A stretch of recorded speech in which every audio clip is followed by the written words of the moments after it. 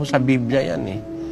Kaya yung araw ng patay, mabili ang kandila, mabili ang misa, mabili ang kung ano-anong mga religious mga bagay eh.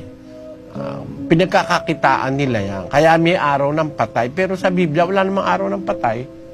Sa buong panahon ng Israel, sa buong panahon ng mga Kristiyano, wala kang mababasang nagdiwang sila ng araw ng patay. Wala no. Sahin natin sa Job 7:9, kapatid na Luz.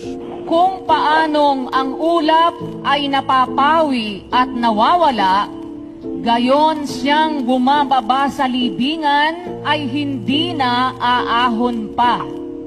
Siya'y hindi na babalik pa sa kanyang bahay, ni malalaman pa man niya ang kanyang dako. Nakita mo? Sabi ng Diyos, yun daw patay, hindi na bumabalik. Alam mo kung sino yung nagpaparamdam sa tao?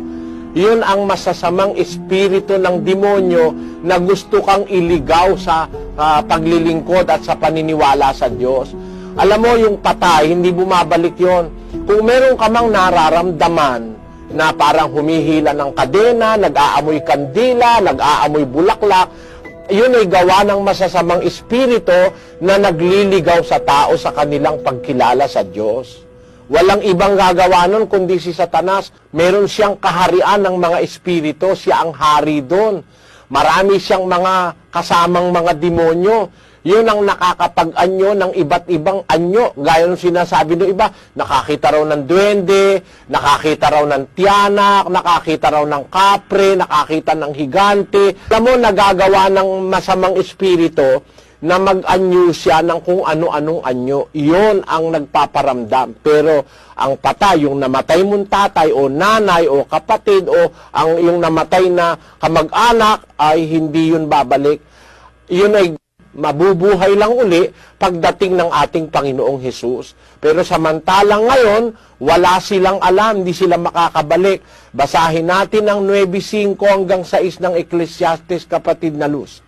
Sapagkat nalalaman ng mga buhay na sila'y mga mamatay.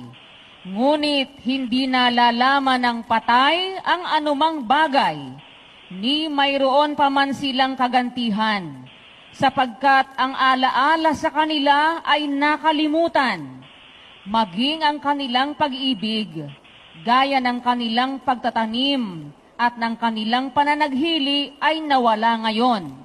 Nawala man silang anumang bahagi pa na magpakailanman sa anumang bagay na nagawa sa ilalim ng araw. Tamo, completely separated na sila sa buhay eh. Wala na silang anumang bahagi pa sa mga anumang bagay na nagagawa sa ilalim ng araw. So, yung patay, ano na yon? Tutulog na, nagpapahinga na. Ang bumabalik, masasamang espiritu para katuksuhin, takutin, at ikaw ay iligaw sa pagkilala sa Diyos. Yan ang sagot ng Biblia, kapatid.